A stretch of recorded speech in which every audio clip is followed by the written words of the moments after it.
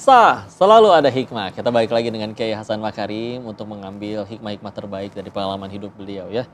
Oke, saya pengen mencari ya contoh taubatan nasuha. Karena saya akui juga sendiri punya salah, tentu kita semua punya banyak dosa, dan yang paling baik di hadapan Allah dari semua pendosa kan yang bertobat ya.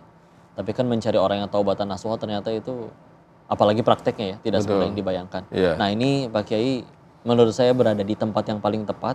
Pernah nggak menyaksikan praktik taubat nasuha yang menurut Pak Kiai ini paling Masya Allah, dari perubahan dari dulu sampai sekarang ya?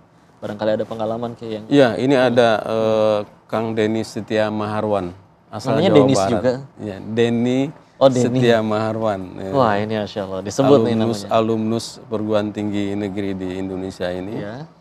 Beliau kasus obat-obatan terlarang 25 tahun yang lalu.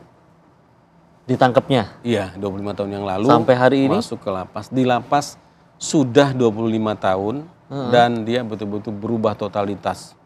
Tidak pernah sentuhan sama sekali dengan masa lalu. Dia jadi orang taubatan nasuha.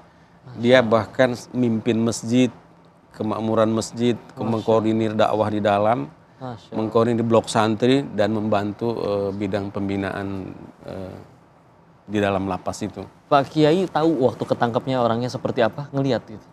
Saya waktu itu awal jumpa di Pasir Putih ya, awal masuk di Pasir Putih itu, saya tidak tahu awalnya waktu itu ya dalam proses penangkapan, tapi masuk ke Nusa Kambangan itu dengan sekarang mungkin sekitar 18 tahun yang lalu ya, ya ekspresinya biasa aja, walaupun ada lah istilahnya sedikit ekspresi yang kecewa misalnya dengan apa yang terjadi gitu ya. Pastinya dia betul-betul menunjukkan penyesalan ya, penyesalan. Kemudian dia bertobat, berjanji tidak mengulang dan melakukan perbaikan yang luar biasa. Dan membuktikan. Masya Allah. Jadi betul-betul menyesal itu dibuktikan dan tidak mengulang sama sekali. Selama 25 tahun di lapas Nusa Kambangan tidak pernah sentuhan lagi dengan masa lalunya itu. Masya Allah. Masya Allah. Dan kalau Allah sudah ingin menghukum seorang hamba karena dosanya, tentu kan mudah sekali ya, kita itu dimatikan kapan saja. Tapi dengan sekian banyak dosa yang sudah kita lakukan, masih diberikan kesempatan sampai benar-benar jadi manusia yang berubah, bismillah. Nah itu contoh banget ya untuk... Dan ini sebenarnya saya udah anggap beberapa kali ke menteri ya, ke dirjen ya, waktu dulu ya. Ini keberhasilan, ikon keberhasilan pembinaan napi.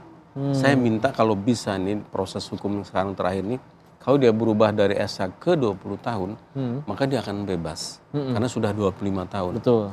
Ini akan saya ajak dakwah dari lapas ke lapas mantan napi untuk napi. Mudah-mudahan ini ditonton ya. Dan ini sudah jadi ustadz di dalam dia. Masya Allah, tabarakallah. Saya pengen ini nih, Kiai penasaran. Kalau misalkan naudzubillah, ini memisalkan ya, saya adalah narapidana yang terhukum eksekusi mati dan menjelang detik-detik eksekusi tersebut, biasanya Pak Kiai ngasih nasihat apa kepada beliau? Kalau misalnya orangnya itu adalah saya, Pak Kiai. Ngobrol bahwa Allah itu pengampun, penerima tobat. Sampai dikatakan Allah membuka ampunan di waktu malam bagi pendosa di siang hari. Allah membuka ampunan di siang hari bagi pendosa di waktu malam hari. Dan Rasulullah dalam sabdanya, Allah menerima tobat sebelum roh itu sampai di kerongkongan.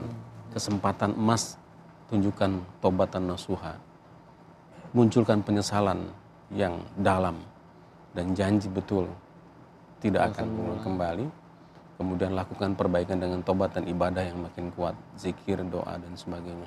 Dan setiap kali yang mau ada di eksekusi di ruang isolasi itu 3 hari bersama saya, malam terakhir itu saya kasih pakaian putih-putih, ganti semua, mandi besar, pakaian putih-putih, sholat tobat dan selalu berwudu. Menjelang berangkat ke tempat eksekusi, menjelang dijemput, berwudu lagi. Dan saya bilang pesan begini, pertahankan wudu sampai dengan selesai eksekusi. Masya Allah, makasih banyak Kiai atas ilmu, doa dan nasihatnya. Mudah-mudahan nanti bisa ikut ngaji bareng di sana. Amin. Dan pemirsa, terima kasih sudah menyaksikan hikmah kali ini. Jangan kemana-mana, kita akan terus saksikan hikmah yang luar biasa dengan narasumber lainnya di acara Selalu Ada Hikmah. Assalamualaikum warahmatullahi wabarakatuh.